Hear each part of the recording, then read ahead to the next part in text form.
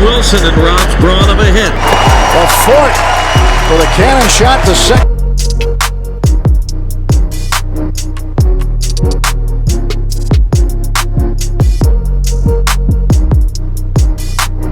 Action for Jack.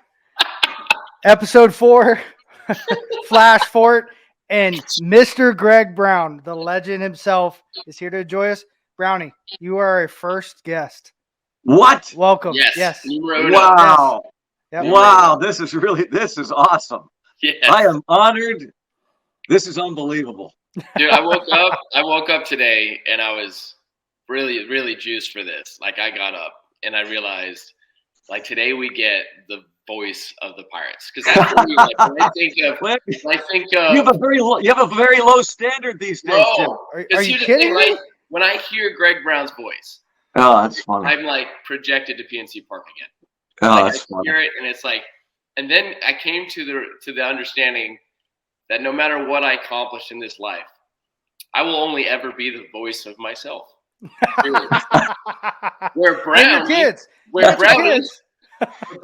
to be the voice for an entire organization and fan base. Like, that's like, I'll never get there. I'll just ever be. But dude, the voice of the Pirates, that's pretty awesome. Well, but of course it was because of you two guys and hundreds of other players that I get this opportunity. I always remind, sometimes, fans will reach out during a good stretch of games in 13, 14, and 15 especially. I think I just joined the Twitter world, and there were some really exciting plays that year, of course, during the season. There was one huge series at the end of the first half, I think of 15. Pirates took 4 or 5 from the Cardinals. Just crazy, walk-off wins. And people were reaching out to me, how great I sounded. And I kept telling people, I really do sincerely appreciate that, but it's not me. It's guys like you. And that's the truth. And that's the thing about being an announcer, is that you're only as good as the product and the players that you broadcast. And you guys both brought me and other fans so much joy broadcasting your games and your moments. And that's really what it's all about. That's awesome. Thanks, Brownie. That's really cool. Yeah. That's the truth. That really is. Brownie, I think you need to understand that broadcasters bring it to life. I mean, my mom and dad didn't travel much. They didn't get to come see me. You brought it to life for them. And so many fans and families that never get to get there, you bring it to life. You brought the HD picture to the radio, and you give us, all fans an opportunity to understand the game in a different way. Because if you don't ask good questions, especially when it's going bad, I think that's the mark of a great broadcaster, is when it's going bad. Can they put a good product out there? And Brownie, you do it every single day. Really enjoyed getting to know you, look up to you, and I think you're a legend. I really do. So yeah. I'm going to piggyback Jack and say yes. When you go to heaven, you're going to have your own PNC that you can, worship over, because that's the only way it can be. Absolutely the only way it can be. Well, that's awfully nice of you, Fort. And you know the way I feel about you as well, and Jack as well. You two are my absolute, over the many, many years, I won't say how many, but a lot of years of broadcasting. If someone asked me, my favorite guys, not just what you guys did on the field, but just as people, you're at the top of my list, you two guys. It really is. You're what makes it this job fun. Thanks, Brownie. Yeah. Hey, wanted to give like kind of an opportunity. Obviously, I want to hear your story, because I think it's so interesting a story, because what a broadcaster, how they start, what they go through, your time with the Pirates organization, where you grew up, where you went to school, and what kind of led you to, being where you are now. I think that'd be really, it's something I really want to know. I grew up and I wanted to be an athlete. I was a soccer player, baseball, and that was my go-to. So talk about where you started, growing up. I know you're from Washington, but how did the Pirates come about? How did broadcasting come around for you over the course of your life, went through high school, college, and when it became something you were really passionate about? Well, I'll try to keep it as brief as possible, Jack and Fort, because it's a kind of a convoluted, long story, and I tell it to, if I'll go speak to high schools, colleges, groups, got a speaking engagement in a couple of weeks, and I try to take myself, it's weird, I try to take myself out of it, because I don't want to sound like I'm boasting. and I'm not.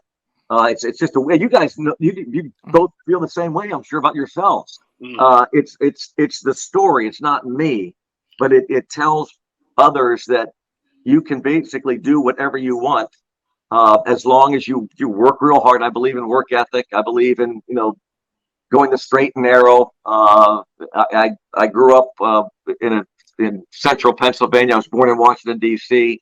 My father was in the coal business. My mother was a daughter of a congressman. That's why we were in Washington, D.C. And we eventually moved to the Harrisburg area. And that's where I spent my high school years. And I was like you guys, I wanted to play sports, but realized probably too late that I was not going to be being able to pursue it beyond like Legion baseball. I played all the sports, loved them all. But as I was playing sports, in addition to playing them, I loved listening and watching these sports and my favorite teams. And I would often impersonate the broadcasters, not only off the field, but on the field. So when I was playing sports, intramurals, whatever, it didn't matter what the sport, I would be actually kind of broadcasting as it was going on. That is awesome. That is awesome. Talk about like kids like standing up there and trying to do their favorite players like stance or whatnot, and you're out there like broadcasting mid game, like that is cool. And that's 100% what I did. In fact, I've got a high school reunion coming up in a couple of weeks, and my buddies I still stay in touch with in the Harrisburg area say, it was so much fun playing sports with me, because I would just I naturally did. I couldn't help myself. I just love doing it. So Brown feeds McHale underneath. Oh, he scores. All that kind of stuff. And then realized I had two loves growing up. I had the Chicago Bears and the Pittsburgh Pirates. Those were my two loves. That's all I cared about. I was not a good student. Oftentimes when I speak to high schools or colleges, I will kiddingly ask the professor to leave the room, because I tell these kids, you're looking at a bad student. Not in any nefarious way, but I wasn't good. I didn't want to study. I thought it was a waste. All I cared about was sports. And out of high school, I went to community college in Harrisburg, didn't know what to do. And then there's a long story of actually how I landed the job with the Pirates. I tell people I honestly mean this, I would have sold peanuts as a vendor at Old River Stadium. I just wanted my foot in the door. Right. My dad was in the coal business, so he would take me once a year on a trip to watch the Pirates while he went to these meetings. I was going to baseball games, and I was running around the lobby of the hotel getting autographs of visiting players. I tell the story about, I vividly remember 72, outside Gate A at Three River Stadium. I was a little squirt. I shot up a little bit in high school, but a lot of commotion outside Gate A, which is where people would come in. Did any of you guys play Three Rivers? Jack, you played Three River Stadium? No. I did. Yeah, you came to the opening of PNC Park. Anyway, players visiting End Road would enter Gate A at Three River Stadium, and fans would stand outside the press gate there and get autographs. And I hear this huge commotion, and this group, what seemed like 100 people, started screaming, "Roberto, Roberto!" And it was Roberto Clemente coming out of the press gate. And I was doing all I could with a pad and pen, trying to reach out to get his autograph, but I'm this little squirt, and all these people, and I started like crawling underneath these people's legs, trying to get this autograph. And a gentleman who was kind of almost his chauffeur that I would later meet years down the road, because he did the same thing for Bill Madlock. Bill Dorsey was his name. He was his kind of his chauffeur. I remember him yelling, "Come on, Roberto, you're going to be late. Let's go." And Roberto turned and started walking toward his car with this guy, leaving anybody that didn't get his autograph disappointed, including this 11-year-old kid. And I just screamed, Mr. Clemente, please." And he stopped, and he turned around, and he took 3 or 4 steps, and he reached down. All these people still had their pen, but I had mine. And he grabbed my pad and pen, and he signed his autograph, and he kept my pen. And I would tell people down the road that Roberto Clemente had my pen. I thought that was the coolest thing of all time. So Wow. anyhow, down the road, so I get this job, and I'm sure you guys know, maybe you don't know the story, but long story, but I ended up getting a job as they had a mascot.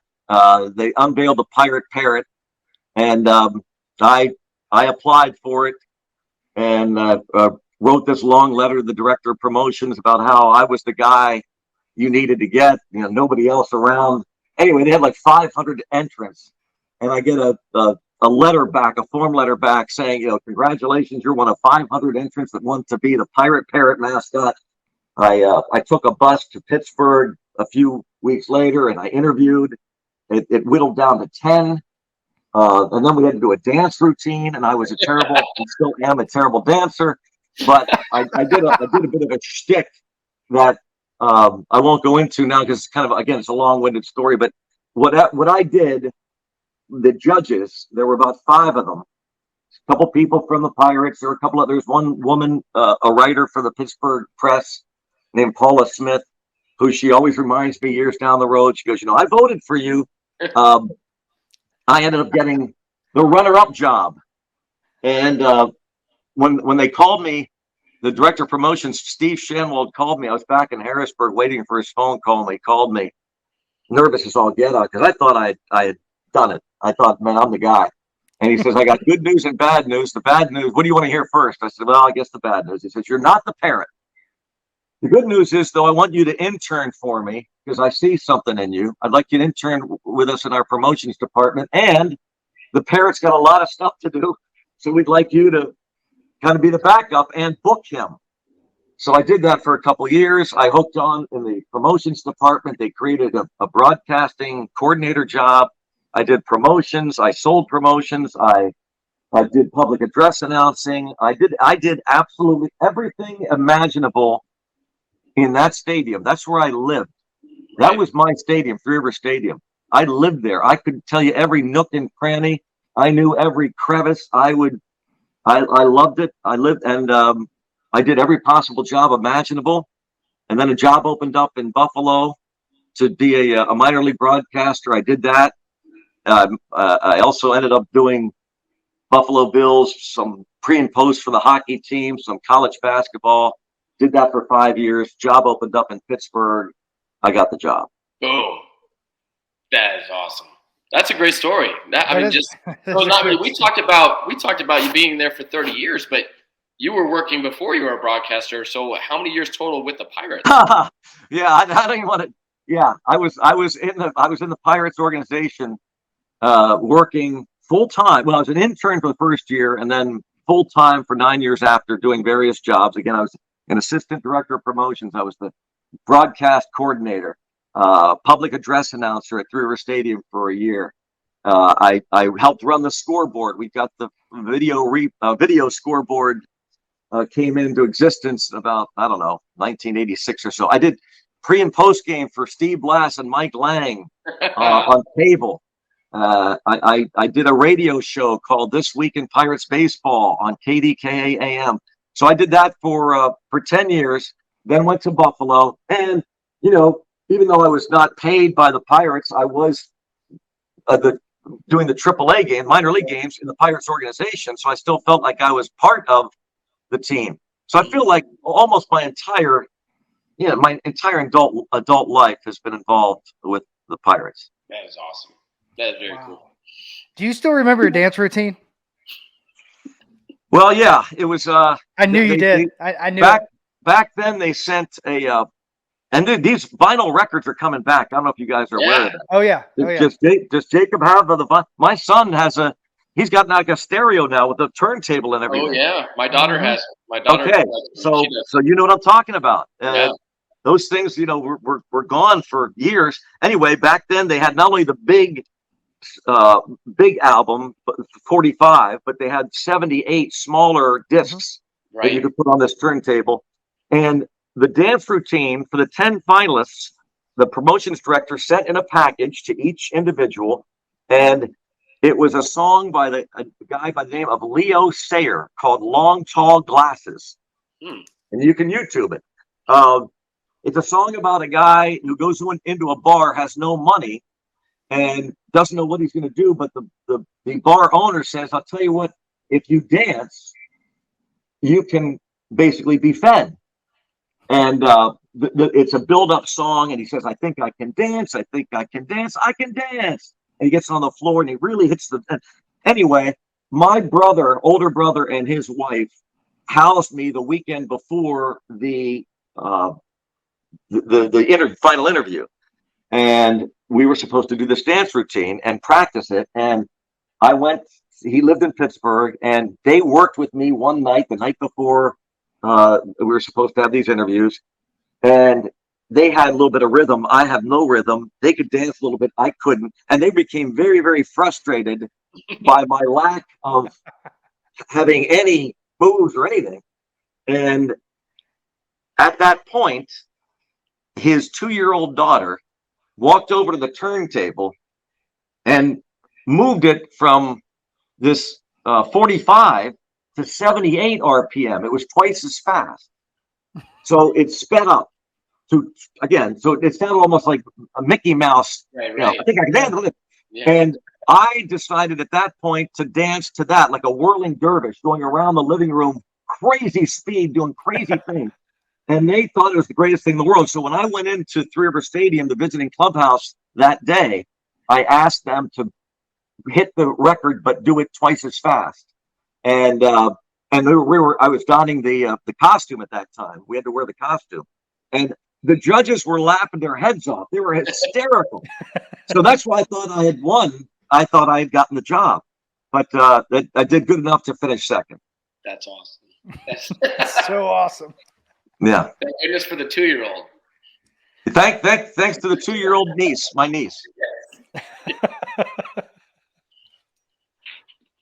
So looking back, you're on your 30th year. Like, I'm sure you get this question a lot, and I think people want to know: is there one call, one game, one moment that just sticks out in your head in the history that you've been the voice, the broadcaster in Pittsburgh? That's just like, I remember that call like it was yesterday. It's my most special moment. If you had to rank them, like what's the number one? Well, I'm not saying this just because you two guys are on here, but I can tell you that there are a handful that run through my mind. I don't remember a specific Jack Wilson, but I tell you, Jack, I do remember when you and Pokey Reese were the double play combination. I know you remember that. It didn't last terribly long. Yeah. But that was so cool because you guys kind of brought coolness to a routine double play. And you really worked like in such concert together. You were such a cool tandem that it really. And I remember your, Jack Flash Wilson and the plays that you made, and we just gone into PNC Park, and you provided such incredible enthusiasm and excitement for a fan base, and I love that. And the fort, it wasn't real long. Michael McHenry was with us. But because of a bunch of injuries, he was one of 8 catchers that year in 2011, and it was a seminal moment when the team looked like it needed to turn the corner, and it felt like something was happening, maybe. And then there was a crowd of over 35,000 one night at PNC Park in July. The Chicago Cubs were in town. And they always seemed to beat us up, and we always seemed to be watching them win against us. And it was like a tie game in the 8th inning, 2-2. And then McHenry had just joined the team not long before, and we didn't know much about him other than he's a good defender and great story and part of all these catchers that they needed to bring in because of injuries, basically. And the Cubs brought in Carlos Marmol, who was a lights out closer at the time. Yes, it was automatic. And we just felt like, oh, shoot, we got close. And here comes McHenry with 2 outs. And he had not hit a home run for us. I don't know how many he had hit previously in his career. I don't know, Michael, you would know that, of course. I'm not suggesting otherwise. Okay, I didn't be a home run hitter. Yeah, I knew it was the first with us. And I assumed it was your first career home run. Anyway, he crushes this ball to left field. And it was just one of those incredible moments. And not only did I feel it, but I think it does help for me that I grew up a fan and I still live in Pittsburgh. And I feel like I still reach out and talk to fans, not only on the air, but off the air. I've got buddies who are longtime fans and people of all ages. And I talk to them at the store and whatnot. So I think I do have a pretty good sense of what they're feeling about the team. And at that moment, I sensed what this nearly sellout crowd felt, was that not only was this a great moment for Michael McHenry, who gets the curtain call because of his story, but it was almost like, hey, we have arrived. This guy hits this home run. We may not win it this year, but we are suddenly now on par with a team like the Chicago Cubs. We don't have to take a back seat to them or anybody else. We've arrived. And so that moment stands out.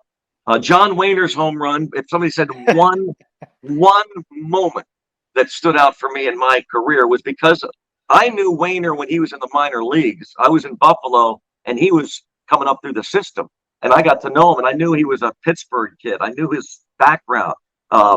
He tells to this day he's lucky to be alive. He should be dead or in jail, because many of his friends were either one of those, because he grew up in a bad part of Pittsburgh. And if not for a series of events, he could very well have fallen into that on the street somewhere. But he fought his way. He's a Pittsburgh guy, a fan of all the sports. He gets drafted out of Indiana University. He's a guy that, again, no disrespect, but I think kind of you two have a similar grind through the major leagues where, not a home run hitter. He had a total of 4 home runs in his entire career, about 10 years. He was a utility player, never landed anywhere. And anyway, just a whole crazy series of events that he had. I think the year before he had been playing slow pitch softball in Pittsburgh, but injuries occur and he gets a job in the minor leagues at AA Altoona with the Pirates because they needed to fill a roster. And then somebody gets hurt. He goes to AAA and he just lights it on fire. He's in the big leagues. And here's the last game ever in the history of Three River Stadium, October 1st, 2000.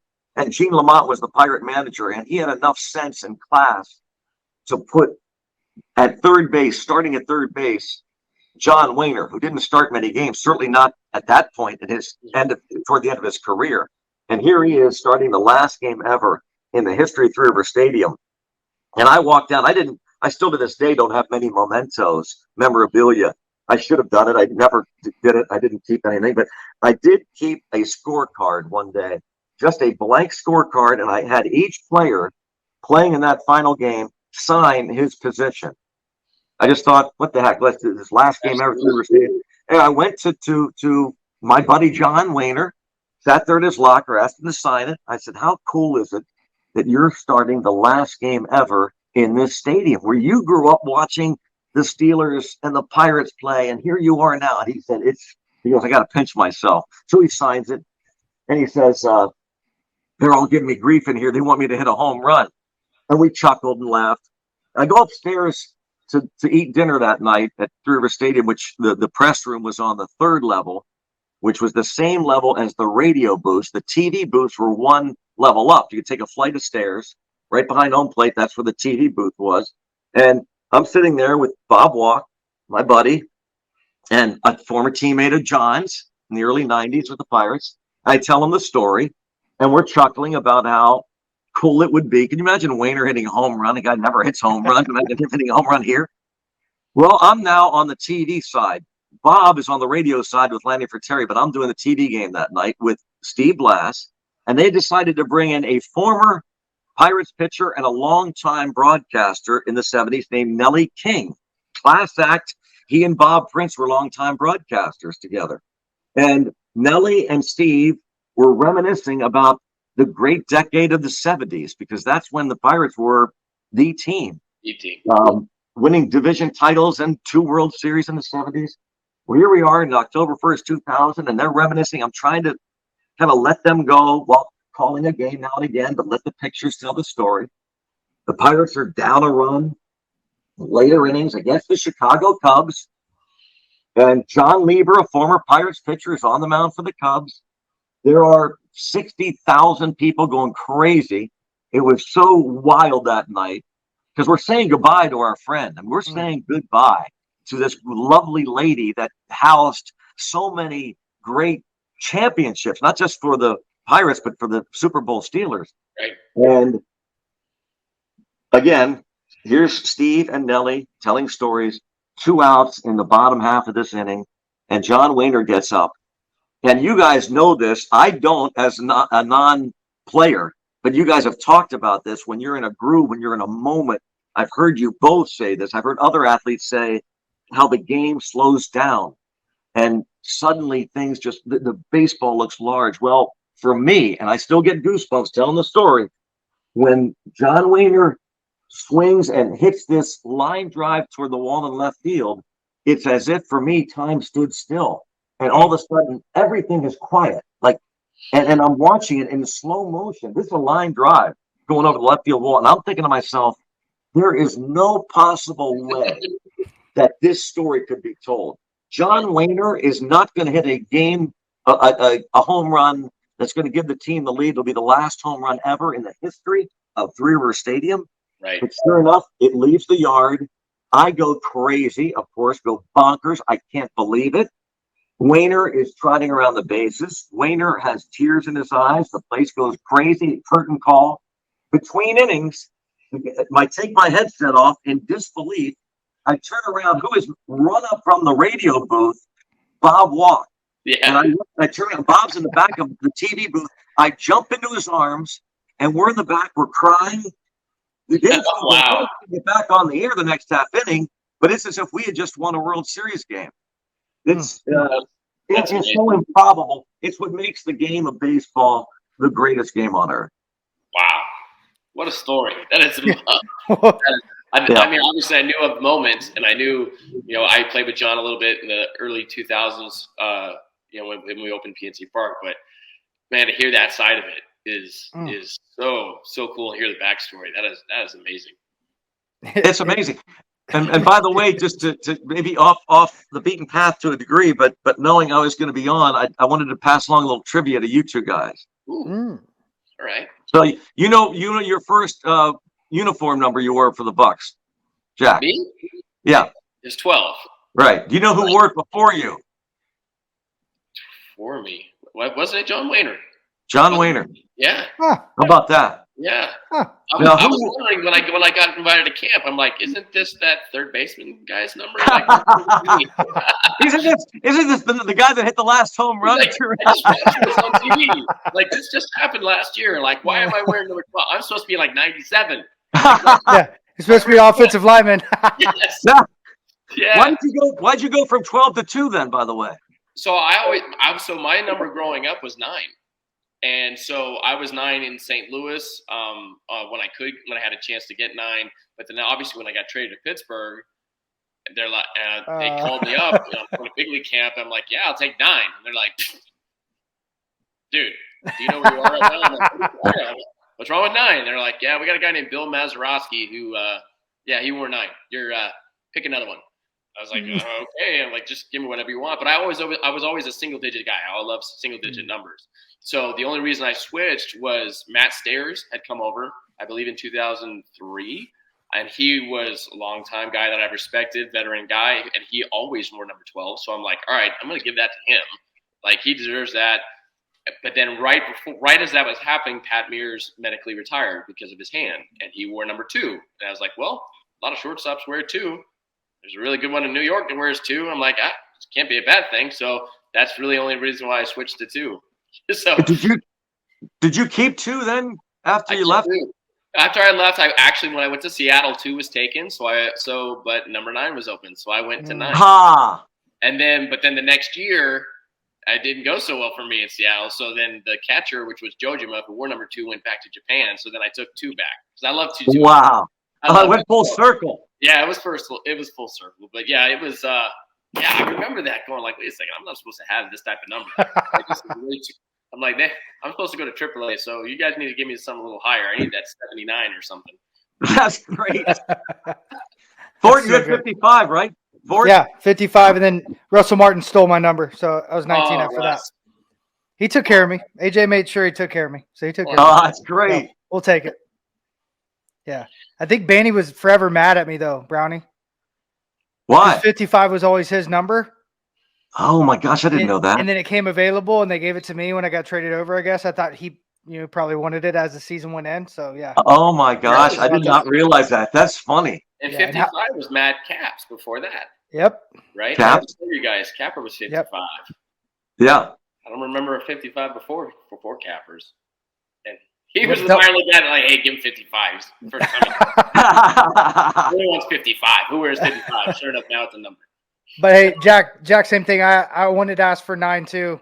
And I was like, yeah, if you have 9 open, they're Seriously. yeah, you may want to read a book every now and then. That's great. There's a Yeah, history probably lesson. so. Sit down. Yeah. Watch this video.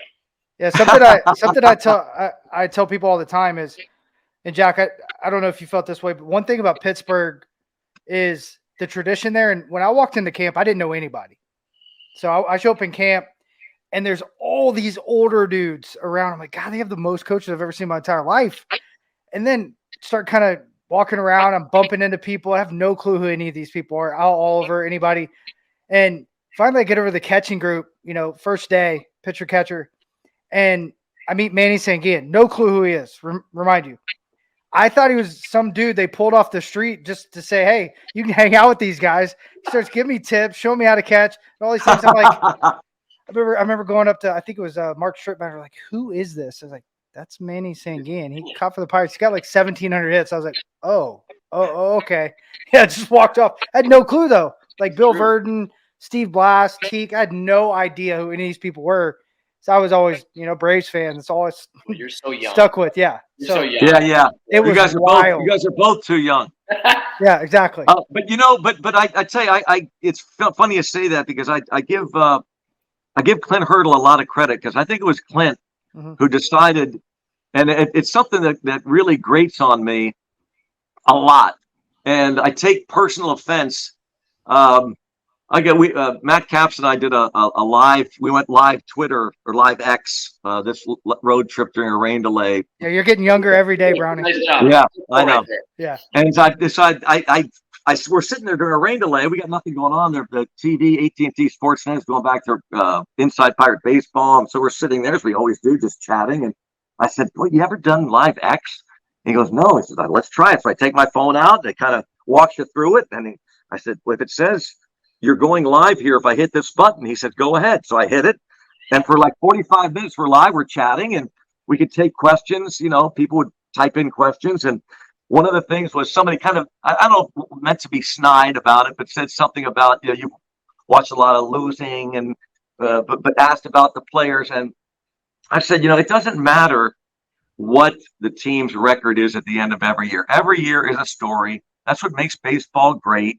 Every day you turn the page, win or lose. It's like a novel. It's like you read a different novel every year, and you can take that novel and you can, if you want to read every single word, every page, every day, and stay up with it, which I did as a Pirate fan growing up as a kid, or you may casually listen to a game on the radio or while you're cutting the grass. You may miss a couple games here and there, but it's on every day. And win or lose, great win. The greatest comeback in the history of the Pittsburgh Pirates happened the other day. The next day, we lose. Last night, the Phillies won their first game, their best comeback of the year. So it's always evolving, always. But the point is that every year there are always great stories and players that show greatness. And again, you two have unbelievable stories to tell yourselves, and you are now etched in this incredible history, woven into this unbelievable history of Pittsburgh Pirates baseball, going back to 1887. And so when people act so nonchalant and cavalier about the Pittsburgh Pirates, I take personal offense to it because we're all stewards of this game. As a broadcaster, I know I'm not going to be here forever. I'll hand the baton on to somebody else. Michael McHenry handed that baton on to another catcher. Jack Wilson, another shortstop. But you'll always be there.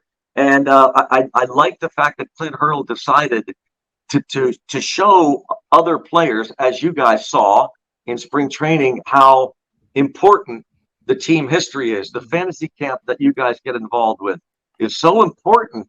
But man, don't dismiss this history. I keep telling people we are not the Tampa Bay Rays. I'm sorry. We don't have a candle. We are not the Marlins. We're not the Rockies, with no disrespect. We're better. There's only one other team, I believe it's one other team, the Cincinnati Reds, that can boast the fact that we have been in one city, in one league continuously since 1887 in sports franchise history in the United States of America. It's remarkable, and I love the fact that Clint did that, and I hope that we realize it's a game, but it's a great history, and it's important to a lot of people. Yeah, I think that's an amazing point of view too, because a lot of people don't think it like that. They're like, especially the years that I was there. Mac, you got the good years where you guys made it to the playoffs and you guys had some really nice runs. From 01 to 09 was pretty tough for us. So I think I love hearing that point of view, because so many people just look at it and they always, even when I got traded to Seattle, like the first thing out of people's mouth, I bet you loved getting out of Pittsburgh. And I was like, what are you talking about? I loved it there. I love my teammates. I know that we grinded and we gave everything we had, because you're in Pittsburgh. If you do not give the effort, you will not be around, because those people are blue-collar, hardworking people, and they do not deal with that. So we might not have had the best players, or maybe we moved guys up young when they still needed more time in the minor leagues, whatever it was. We didn't have a huge payroll, but we went to battle every day with those guys. And I take pride in those 9 years with Pittsburgh. And, you can tell the difference, Brownie, when you talk too, because, how many – broadcasters, in this game grew up for the team that they end up being a broadcaster for a long time. So you have this built into you, this passion, this Pirates passion from such a young age that kind of, I think that's what makes you so great at what you do and the storytelling that you do have, because you've lived the Pittsburgh Pirates. And you have this different, possibly more than any of these other broadcasters, that you have this in you, like this is your passion, and on top of it, you get to do what you love and be a broadcaster for the team that you grew up loving and being so into. So I think that's what makes it so special, because I don't know there can't be too many broadcasters that have that much history with the team that they're working for. Well, yeah, it is, and it goes back to my telling the story, not to be boastful at all, but it's kind of an out of body experience. It's because I know what it's like to grow up listening to the games. I know what it was like to listen to. When I grew up, it was Lanny Fratteri and Milo Hamilton. Bob Prince was still there, but I didn't become a real Pirate fan until it was Lanny Fratteri and Milo Hamilton. And then I started listening to other broadcasters throughout baseball and football. I tried to listen to WBBM in Chicago. Joe McConnell was the broadcaster for the Chicago Bears. And back then, you could only really get it maybe on a clear winter's night on a Sunday night.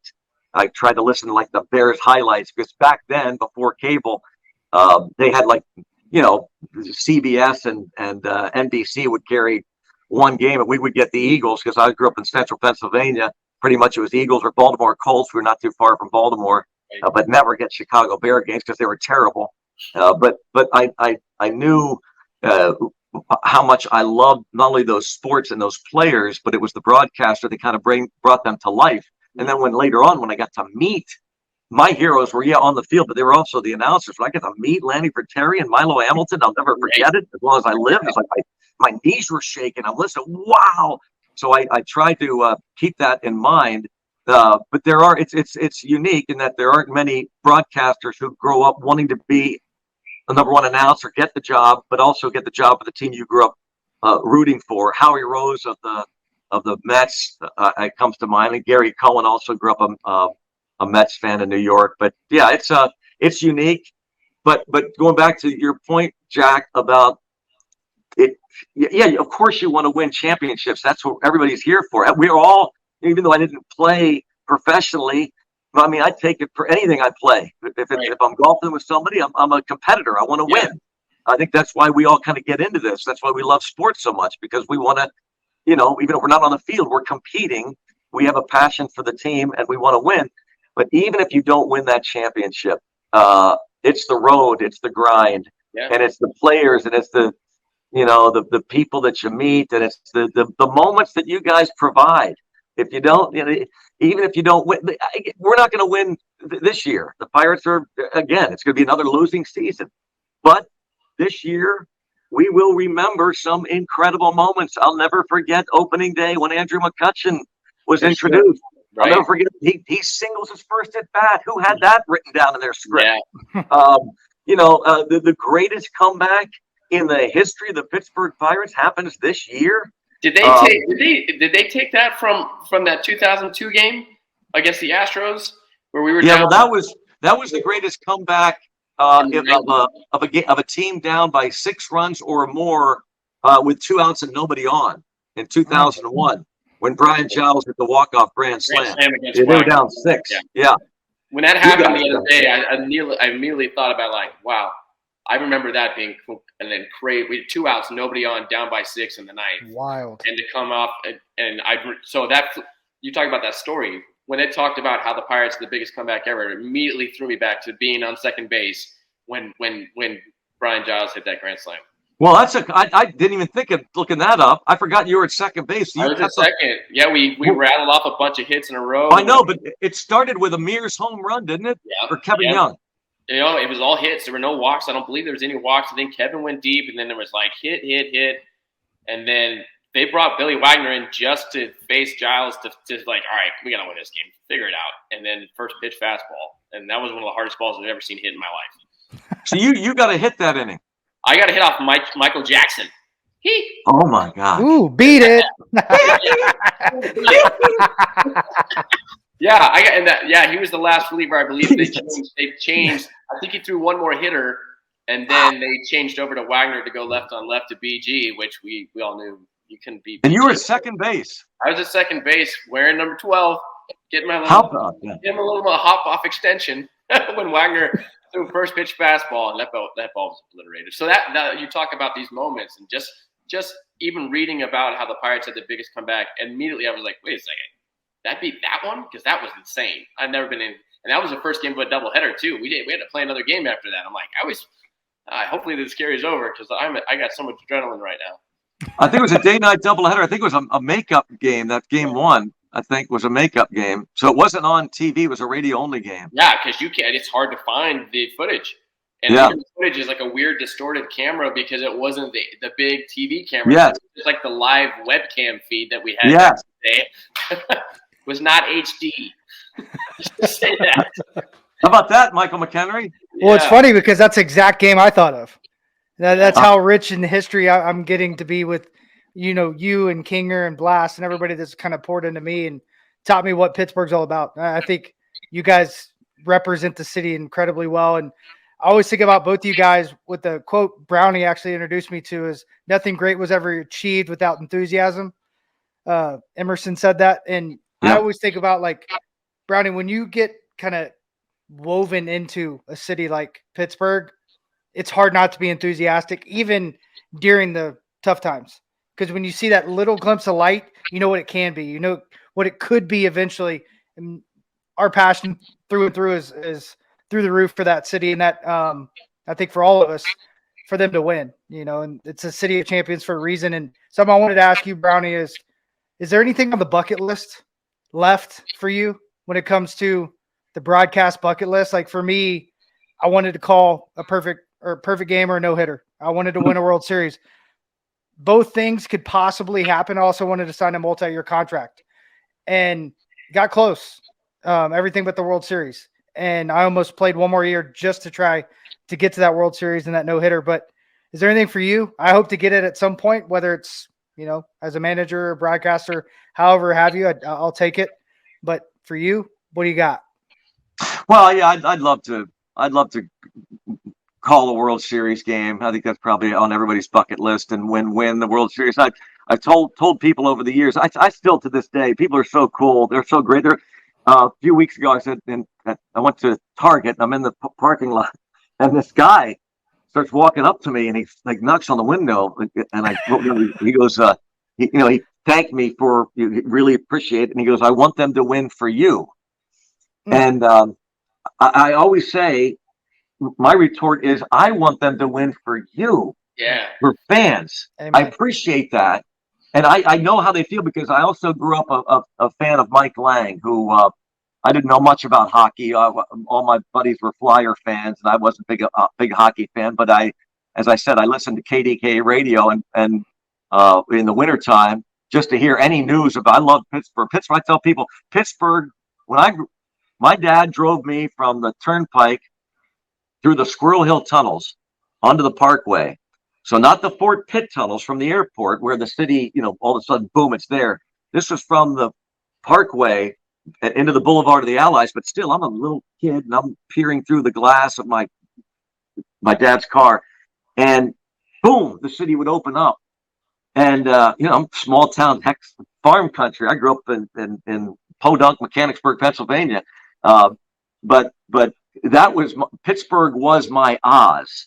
It was the Emerald City to me as a kid. Like I couldn't get enough of it.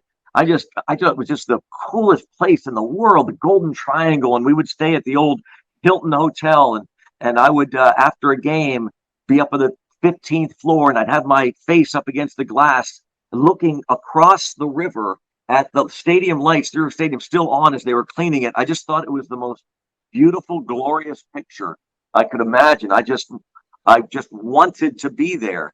And so I tell people that I would listen to the games, but I also would listen to anything Pittsburgh on KDKA, and I would start listening to hockey games. And Mike Lang was the voice, a Hall of Fame broadcaster for the Pittsburgh Penguins, became my mentor, my Yoda. Right. He really is the reason. Probably if there's one person that got me here, it was probably Mike. But before I got to know him, I listened to the games, and they were terrible. The Penguins were terrible then. But he was my conduit between Pittsburgh and Mechanicsburg, Harrisburg, PA, and that connection. And he would still keep me and others interested in the game because he'd bring out the personalities and so on. So they didn't win every year, but he had the passion. Same thing where, you want the team to win, but you still have great players, and it's still an awesome game. And there's no better game than baseball, and that's what I love about it. But I want the Pirates to win, not for me, but for the fans who stuck with them. Love it.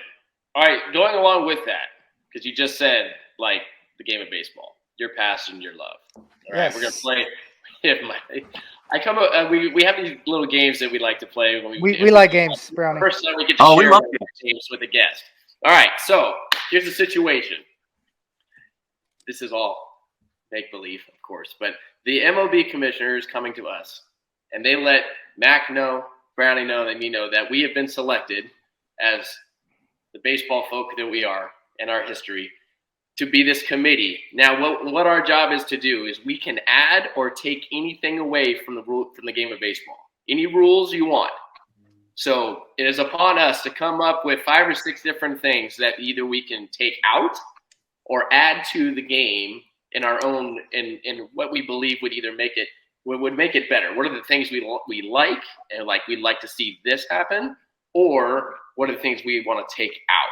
So I'll go for, Mac, do you have one ready? Well, I'll say this, Brownie. We'll go ahead and pencil in ban the DH. Ooh. Oh yeah, that's the first thing. That's penciled in for Brownie. Pitchers go back to hitting again. Yep. Pitchers go back to hitting. Okay. Yeah. Okay. That's good. That's a good start. I mean, that's a banger from the get-go. Yeah, I figured that was without being said. We knew. Well, now wait a minute. Wait a minute. We are a committee, which means we have to debate this, and then we have to bring it back to the commissioner and say this is what we. And then they'll shoot it down. It can't be me. It's got to be all of us on board. We have to put this pen to paper. You're in. I agree, 100%. Bring it back to the original form of baseball. I'm in. I think Jack Brownie said something to me earlier this year. What's the difference between the 2 leagues now? There's none. Right? Yeah, that's gonna go away. It's almost like it's just an offensive rule that they applied, like they do with football, like they've done with hockey. How do we create more offense? Let's put more offense on the field. Right. Well, what's funny about it? The intent was to create more offense. It didn't do that. As I said, take a look at some batting averages right now in the league. So now we should have pick a position. A shortstop that hits 150, 180. Why can't we have a designated hitter for him? It's Brownie. How sad is Adam Dunn right now? Yeah. Adam Dunn got massacred his whole career. Yeah, no doubt. All he do is hit 40 homers and hit 200, strike out 200 times. And right now, Kyle Schwarber, dude, Adam Dunn be like, dude, I just picked the wrong time to play. Hall of Famer. Really did. Adam Dunn be a Hall of Famer. Hall of Famer. Mark Reynolds. Like, man, what a bad time to play. I mean, I can swing and miss now. It's cool. It's no problem. Incredible. All right, I'm gonna bang two things, and it's on the TV side. I love it. It's on the TV side of baseball. Oh, getting rid of that stupid strike zone box. Yes, getting rid of it. I don't want to hear it anymore. I think umpires are completely getting crushed right now, and it's unfair. Like, people go out and umpire a little league game and tell me how hard that freaking thing is to do. And then, that's a great point. That's a great 99 point. miles an hour, and they're supposed to be right every time. And all of a sudden, there's a box on the TV that's saying what a strike zone is or whatnot. You know what the strike zone used to be? Whatever the freaking umpire wanted it to be. You made a quality pitch, he decided whether it was a strike or not, and that was okay. And everybody got that. And now they go on social media and they show, oh, look how classy the players were. Now they never argued because we knew ahead of time. We scouted out the umpires. Like, this guy gets 2 inches away. Be ready with 2 strikes. But we also understood, okay, this is his strike zone. This is his strike zone. This is his strike zone. And that was part of the game. That box that they digitally put up, it's gone. It's gone. Take it out. It's not even right, Jack. It's not even right. But all it does, it doesn't make the game right. Like, oh, that should have been a strike because there's that little green air ball that they put up there that touches the white line. I'm like, come on, let's go. That's great. I didn't even think of that. That's a great call. Yeah. And then I'm getting rid of the launch angle and the exit velos on broadcast as well. Why does the random fan need to know that it was a 17-degree launch angle? He doesn't. He saw a base hit or a fly out, and they throw it up right away. Oh, that ball. Man, it used to be so much was how far it went. And even then, we didn't have the metrics to really say how far a ball went. And I'm cool with that. You want a guy hits a home run and hits it 447 feet, throw that up there. Does he need to know the launch angle, the bat speed, the ball off the bat speed? Like, what does that matter? Like, guys hit home runs at 88 miles an hour. It counts the same as the home run that gets hit at 117. It sounds the same. So does a single. So does a double. Like, I believe that has value in the teaching part of the game. Like, hey, we want you to elevate more, whatever organization wants to teach and they want to do this, or hey, we need to increase your bat speed. That's all teachable stuff, and I'm cool with that. I just don't think I need to see it on TV. I just want to watch a baseball game with the graphics is just the score and the inning and the out and where they are on the base pass. Let's go old school and just bring that back. Well, I was going to say, it's hilarious to hear you say that because I wanted like the 23-year-old Jack Wilson would be saying about this Jack Wilson. Because I was a guy, I was 170 pounds. So if I laced one and I came back and they're like, bro, you only hit it at 97. We're going to need you to lift the weights. I'd have been destroyed. I'm like, I just as far as I possibly could. And then like they're using this, and you go, and we're finding more ways to devalue the talent of a baseball player. Amen. I agree with that 100%. I am a different size. I'm a different build than some of these other guys. So when they're like, oh, these guys don't hit it hard enough. Well, that's as hard as I can hit it. It really is.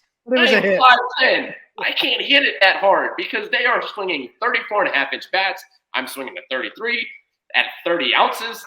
They're gargantuan human beings. They're supposed to hit it harder than me. Yeah. So, and also, what happened to good hitters getting jammed? Whatever happened to that? I got jammed all the time. It was great.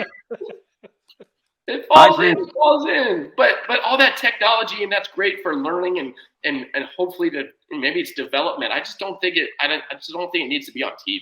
That's just me. That's a great point. I think we get bogged down with a lot of numbers, and that's a fine balance for a broadcaster because in this day and age, you have to get on board with at least some of it. So I'm always trying to dance that fine line where you do provide some of that information, but not go overboard with it. Man, I'm with you on that. I'd love to see them get rid of everything, but just put the score up. Just be cool. Just play baseball. I just think it devalues what a player is trying to do, because we all have ceilings on how far we can go. And I can only hit a ball so far with the best shot that I got. And it's not even going to come close to a lot of these other guys that are hitting their best shot. Doesn't mean I'm a lesser or doesn't mean they're a better player or they're not going to provide something, because a lot of stuff that we see, that you see Brownie be in this game, Mac, that you see in this game, a lot of the stuff that makes teams win are the things that don't show up in a box score, that aren't measured by some sort of metric that comes up. And that's what makes winning players, and those guys now, like, it's hard, like even going through the draft with Jacob and going through college with Jacob and then talking about all the stuff he had to do and me telling him, dude, do not listen to any of that. Like, just do the things you do to help your team win every day. And that's because that in the end of the line, with your baseball careers, wherever you go is wherever you go. Always just play the game and doing whatever thing. Because what's the last time you guys put up on a graphic on the percentage of ball in the dirt reads? Like, it doesn't matter. We'll talk about exit velo, we talk about angle, but how many times has that guy gone ball in the dirt to change the game, to change the way they pitch? You know, I mean, just little things like things that change the game. But it devalues a guy who is a really good gamer type player, which we had a lot of those back in the 90s and 2000s. Guys that were just gamers that you can count on, Jamie Carrolls of the world, where you're just like the David Ecksteins. That guy would get absolutely dominated in the metric world right now. But that guy is a World Series MVP, two-time World Series winner and an World Series MVP. And that guy would be like, oh, we can't have this guy play for us. He doesn't have this much arm strength across the diamond. At some point, we're radaring guys' throws across the diamond now. Like, oh, wow, he threw it really hard. Just carry these out. That's I tell you what, that's all good stuff. Ford, are you on board with that? Yeah, I'm going to take it to the broadcasting side. The exit velo and all these graphics ruin the opportunity to see what the actual approach was, what the path was, the adjustment he made. How many times, Brownie, I want to, look at the side angle and I don't get it because immediately they throw up the StatCast. So I'm with you from the other side too. Both of you guys, I completely agree. And I'm going to solve the issue with the umpiring. Okay. I say every spring training, you have 100 fans sign waivers and go umpire a game. Solves the problem immediately. Nobody will complain ever again. If they get above 90%, they can actually go in and try it again. Be an umpire. That's great. Yeah, be an umpire, right? Yeah. It'd be a brilliant. You are not allowed to buy season tickets unless you've umpired one batter. Yes, absolutely. You are out. That's a great call. Yeah, I know you got some, Brownie. What do you got? Oh, wait. Let me give you a rule first for you guys. Oh. What I'd love to see is the reentry rule. Ooh, the starter. However they want to implement it, I think about it as like hockey. Guy gets dinged up, even an umpire, get him out of there, have a dude run out, and that could be our fan umpire if you want, right? If he wins, every stadium has a fan umpire and a third catcher in the stands, just in case. I think it'd be hilarious. But seriously, though, I think re-entry would be really, really good when you think about guys, they get hit in, the arm or whatever, and it's just like they're lollygagging around. They're testing him out on the field. Yeah, we can build up the hysteria. We can build up what's going on, but get him off, put somebody back in, let's go, and move the game on. If he's good, bring him back out, especially for concussions.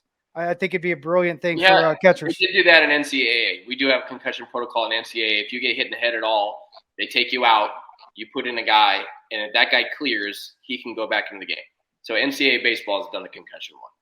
Well, that's if this committee, I don't know what we're going to call this committee that we're on, this threesome here, but I will go with the only reentry rule for concussions. I do not want, in fact, I want a rule that if the manager and the trainer have to cross the infield dirt to go out to the outfield, that player has to come out. Yes, agreed. No more. It is unbelievable how many times these guys, it's easy for me to say, I'm not out there dinged up, but to me, that's part of the sport. That's part of the game, man. And so if you get hurt, other than concussion, you're out of the game, and that's it. That's why I don't like the stuff about the rule where you can't, the extra inning rule, because the reason they brought the runner at second base because they didn't want the the 19-inning games anymore because it yeah. wore down a bullpen. But to me, that's part of the strategy of baseball. Right. It's the difference of the baseball is a different sport because of that. Yeah, Absolutely. you have to figure out a way. And both teams have to do it. Yeah. So Hey. Daniel McCutcheon was not going to be available for the next week. Yeah. Yep. Right. I got to add one more for the reentry rule. If you get hit in the jibbies, you get to go out and come back in. All right, that's just the way it goes. My most embarrassing moment in Major League Baseball was when I got hit in the nuts, and the trainer comes out, puts his arms under my armpits, picks me up, and drops me down 3 times. I said, "Bro, stop it! This is not helping." He thought they were up here, trying to get him to drop back down. I was like, "They're fine. They're down there. Leave me alone." So that's all the other reentry. Well, I don't know what we're going to tell the commissioner, what we're going to call that rule. We'll have to figure something out. The jibby rule. That's rule. Yeah, That's funny. Yeah. Either concussion rule. What do you like, Brownie? What do you want to get after? You got all this time. Let me see what I have here. Let's go. Since you bring it up. Okay. I want the intentional walk back. I don't want the point by anymore. Got it. Love it. That rule is one of the most silly things I've ever. They're going to save time. You can't throw 4 wide. Every once in a while, a ball would get away. A guy would swing. Every once in a great while, and people have to remember the thing about baseball is it's the uniqueness of it, the unlikeliness of it. It's the rare moment that will occur that what makes it so great. What about a strikeout during an intentional walk, Brownie? Got a double play and a strikeout during an intentional walk. We threw a curveball. It was awesome. You saw it? You did it? Yeah, in the minor leagues twice. Huh. Yep. Wow. Yeah, really, really cool stuff. So it happens. Yeah, it does. I mean, we were shooting for the playoffs. We had to win this game. We were intentional walking their best player, and our manager comes out, Jerry Weinstein, says, "Hey, can you throw a curveball for a strike?" John George says, "Absolutely." And I'm like this. He throws that breaking ball. Somehow the dude swings, but it grounds him right into a double play. Wow. See? Yep. So get rid of that. Well, the Tony Pena one did with the Pirates, right? Or did he do it with the Astros? Oh, maybe he did do it with the Pirates, maybe. I think he did do it with the Pirates. Yeah, here, and then fastball right down the middle. Yeah. It was like a 3-2 count, or like a 3. It was a 3-2 count, and they're like, "Oh, we're just gonna put him on." The hitter's like looking back, like, "What?" And he just stood there, just pow, right down the middle. So awesome. Yeah. So that's an easy one. Get rid of the point by. Right. Here's one. A game scheduled to start at 7:05, 7:10, 6:40 will start on time throughout Major League Baseball unless it is pouring. Okay. Unless pouring. unless it is raining, I should say. Unless it is raining. Too many times games are delayed at the start because they're worried it might. And I'm not just talking about Pittsburgh. This is everywhere that doesn't have a roof. So that's one that that's part of the strategy. Well, we don't want to burn our starter if it starts to rain. Right. No, that's part of the strategy. Yeah. I'm not sure about replay. I'm thinking that we should go back to your point, Jack. Get rid of all of it. Go back to let humans be humans. I have said this before that it's okay for announcers to make mistakes, players to make mistakes, coaches to make mistakes, managers, fans to make mistakes. The only person on that playing field that cannot make a mistake, that has to be perfect, is the umpire. That's why we bring in replay. I think it's terrible. And then the Savannah Bananas, I'm convinced now this could be the craziest rule, and especially now because of the netting. I'm thinking foul ball is a catch, is an out. Let's go. Come on. Hey. Yeah, that's what they do for the Savannah Bananas. I know, but man, whew. And you're giving season tickets to like all the college baseball teams around. Like, you guys are coming to this game. Jack, if we were coaching a team, we'd be like, "You want season tickets? You want season tickets? You want?" No, you're outside. You're selling tickets outside the stadium, and you're just like, with a hack attack, shooting fly balls in the air. If you can catch it, no doubt. You catch it, you can sit here. Glove giveaway, fish net giveaway. Yeah. Oh. Yeah, that was. How about the home field advantage with that? They just drop. Nobody catch it. Everybody move. Yeah, unless you've got you're on the road, fan on the road, and your team, and you fight the home field, the fans. Oh, that'd be unbelievable. Oh yeah, somebody gets speared as they're trying to catch it. Be outstanding. Yeah, beautiful, great, beautiful. Yeah, just we have to create some kind of jibby rule for that too. Yeah, I like that. I just got a couple too. One more is easy. I'm going mandatory doubleheaders on Sunday, days off on Monday. Okay. Ooh. Do you do seven innings or 9? No, I'll do 9. It's cool, 9, but okay. you are not playing on Mondays. I like them. Yeah. They'll never do that, but I love that. Yeah, give me the doubleheaders. I'll take the doubleheaders. Every player on the planet would take a doubleheader for a day off exchange in a heartbeat. Yep. In a heartbeat. Yep. Well, I want every team in baseball playing on the 4th of July, Memorial Day, and Labor Day. So that's going to fall on a Monday. So I can't have that rule. We'll put that in the schedule. We'll put that schedule together. Oh, yeah. Is that what? And those fall on Mondays? Sometimes. Oh, you're right. Yep. We'll have to figure that one out. And the sponsorships aren't going to like that one either. I love that rule though. I really do. Make it a Wednesday then. No Wednesdays. No Wednesdays. Just no Wednesdays. Yeah, no hump days. Make it a Friday. What the heck? Yeah, whatever. Fridays. Yeah. Off day Saturdays. Yeah, whatever, something. And no one goes to the Tuesday games, right? Like, isn't Tuesdays like the known like game where it's the hardest to get the attendance? That's why they give the most. Yeah, any week, yeah, Monday through Thursday. Hey, I've got a funny rule for you guys. Here you go. I really do want this part of it, but the second part, no. If they start walking towards each other, I want the hockey. I want a hockey fight. I don't want any more of this BS where guys run in from the bullpen. If you start going, let it go for a little bit. Let them throw down, and then it's over. Let the boys be boys. But if you want to take it a step further, I'd love a power play. I just absolutely love a power play. Right? Could you imagine 2 guys in the outfield because some dingbat just got in a fight or just argued with somebody and they scuffle, you put them in 2-minute penalty box? I mean, it's got to be quick. That would be wild. How funny would that be? He has to stand in the bullpen with the relievers. Yes. Yes. No, maybe even above the relievers where like you could actually hit them with a homer. Watching through the fence. Yes. But in the opposing teams. Oh, there you go. Yeah. Yeah. So you can get abused a little. I like beautiful. That. Yeah. I got my last one's a fan one. All right. If you somehow can jump on the field and last and avoid security on the outfield grass for 40 seconds, you get to watch the rest of the game in the dugout with the team. Woo! That's a good one. I actually kind of like that. As soon as he hits, can you imagine watching and say, "Oh, we got a guy," and there's just a ticker on the bottom left of your screen. And we got plenty of clocks now. 30 seconds.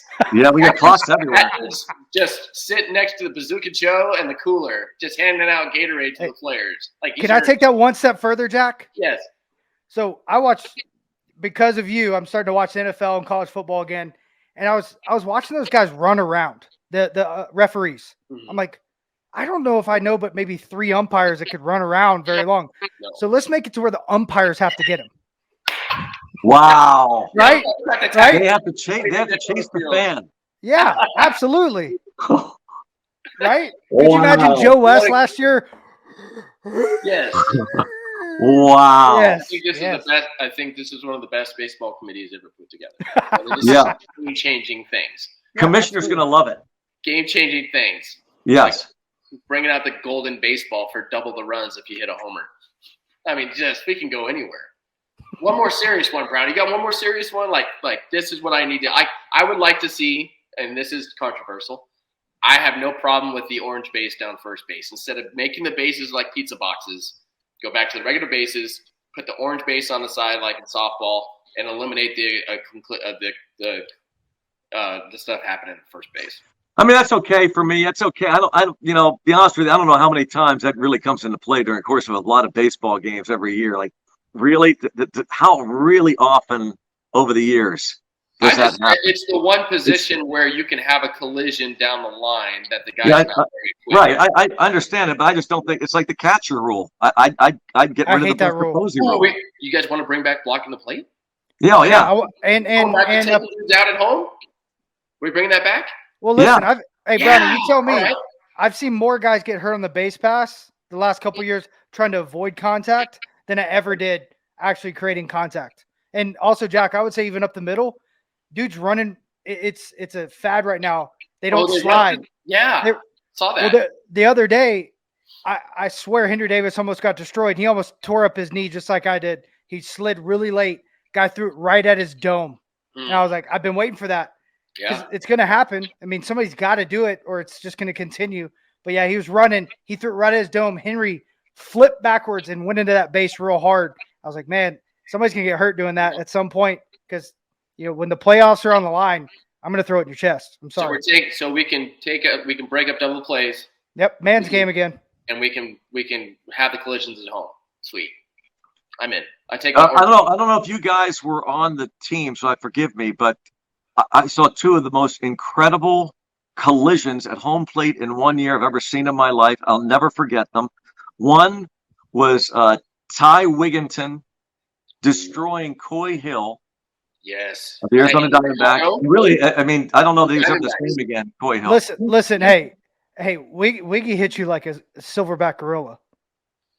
I mean, I watched him hit somebody in Colorado. Do you guys remember that? Were you either one of you on that team then? I was. I think that had to be 07, 08 because Coy Hill was he with Diamondbacks or the Cubs? He was Diamondbacks. Diamondbacks. So it happened at Arizona. Yeah. And nothing happened. There was no scrum or anything. He just blew. No, he destroyed. He had get carried off the field. He destroyed his ankle. But I tell people, they don't call it the Coy Hill rule. No. They call it the Buster Posey rule, and that's not fair. Like, wait a second. Just because Buster Posey got hurt, then we changed baseball. What happened to the other guys over the years that got crushed, like Coy Hill, Ray Fosse in the All-Star game with Pete Rose, and then the other one was Yadier Molina. Got crushed at PNC Park by Ty Wigginton. Crushed and held onto the ball. Is one of the greatest baseball plays I've ever seen and stayed in the game. Yeah. I mean, think about the one where the Marlins clinched the National League pennant. Yeah. Where they took out Pudge and he gets blown up and then holds up the ball and he's like, I got it right here. There it is. Those moments like back Great in the baseball day. moment. Yep. Absolutely. And I mean, Russell Martin got crushed in 13 when we clinched. Yeah. Yeah. Part of the job. Yeah. But like you said, if Buster Posey had a day off, because it was a day game when it happened, if he happened to have a day off, we might still be rolling in the catchers. Hey, listen, this may be the mechanical guy in me, but hey, he didn't play it right. No, he you're mechanically didn't play right. He was reaching, made himself vulnerable. If they would have taught those guys how to get hit, he would have been fine. Because you should have shuffled over, been in a power position. He wasn't, and he got destroyed. Like I love you, Buster Posey, I really do. But that's the reality. Well, then Flores in the playoffs against the Dodgers, Chase Utley comes in, takes out a double play before Flores breaks his leg. Now the Mets don't have their starting shortstop anymore. Oh, new rule because it happened in front of a nationally televised audience. And that's the Chase Utley rule. It's not the Jung Ho Gung rule. Right. Because Jung Ho Gung got destroyed, but they didn't change it because it was the Pittsburgh Pirates and Jung Ho Gung. But national TV, Chase Utley rule. Yep. Hey, I meant to. I've never asked you this, Jack, but my first big league camp, I'm with Marcus Giles, and he's putting on catcher shin guards. I'm not really sure what's happening, because he was like a wild animal, but he was one of my favorite players growing up. So I'm like, hey, why are you putting on like soccer shin guards? He goes, they're not going to get me today. No, sir. He starts pacing, because he was so high strung. It's like, no, sir, not going to get me. He takes his bat, starts hitting it. And I'm like, man, I'm a catcher. I think I'm supposed to have that type of energy, but man, this guy's wild. This is awesome. I got so fired up, and sure enough, he got hit in spring training, and he just looked down after him after he threw the ball. I don't even know if the ball was even a good throw or whatnot. He was just so excited. I used to look at guys' cleats. Mike Benjamin taught me, hey, look at the guy's cleats at first base. If he's got rubber spikes, you can stay in. It won't be crazy. If he's wearing metal, throw that ball and get the heck out of there because they're going to come get you. Wow. How could you tell? Their shoes. You can watch him. Remember, all the molded shoes were bright white underneath. Oh, that's right. That's right. Were bright white back then, and honestly, not too many of us could get them. You had to have a special Nike contract to get those really nice, like MCS is what they called them. And guys would wear those. It was easier on your feet to wear the rubber cleats. So you would look over, and you were just like, all right, he's wearing rubber cleats. I can stay in. If he hits me, it's not going to cut me up. But you knew the guys like Scott Rowland, get out of the way. Brian Giles used to roll dudes at second base. But Scotty was intimidating just because of his size. But I remember my first time when Scotty was at first in spring training and they hit a ground ball and it was to Pat Mears at second. He threw it to me, and as the ball was coming to me, I could hear Scott Rowland's feet just doom, doom, doom. Wow. And it was spring training. I'm like, oh, he's not going to kill me. And I go to throw, and I ended up like 5 yards behind second base after the throw. And he looked down at me. He's like, hey, kid, you good? And he would help me up. And I'm like, thanks, Mr. Scott Rowland, for that. Wow. That's wild. And he was cool about it. Almost every guy that tried to take me out, because my whole career, that rule was still in place. That didn't happen until it was done. Guys tried to take you out. They were always cool about it. It was never like you understood. Playing the game hard, that's all. Game. Hit the base, throw the ball to first, and get out. Get out. But that was awesome. I love that. That was awesome. That was really good because, like, I mean, it's good to hear different perspectives on how we see the game as players, as broadcaster, as what you see, how many games you've seen over the course of your career, and things that would be really interesting for people to hear, like what we would like to see different in a game of baseball. I love this committee. I hope the commissioner accepts our recommendations. We're going to send him the link. Yeah, we are. Yeah. We may even call this episode For You, Manfred. Yes, this is it. Brownie, man, that was awesome, man. This was the perfect first guest show. Well, again, I'm sincerely honored. I love both you guys. Thanks a million for having me on, and it's so cool that you two are doing this together. Yeah, man. Yeah, we're having a blast. Very cool. We are. Yeah. Special. On this podcast when we listed our guys and who we wanted to be on the show, like you were the first one on the list, so we're excited to have you, buddy. Thanks a million, guys. Yeah, you're the best, Brownie. Thank you. Yeah, God bless you guys. Enjoy the last weekend before the off season starts. Enjoy calling the last couple of games, and then hit the weight room. Try to get ready for season 31. I'll be there. I'll be there. Get that off season training. Let's go. I'll be there. That's right. Playoff bound. You better get ready. You ain't kidding. Absolutely. Let's go. Absolutely. All right. Hey, thanks, guys. Yeah, absolutely. Take care. See you, Jackson. See you, Ford. Thank you. All right. See you, Brownie.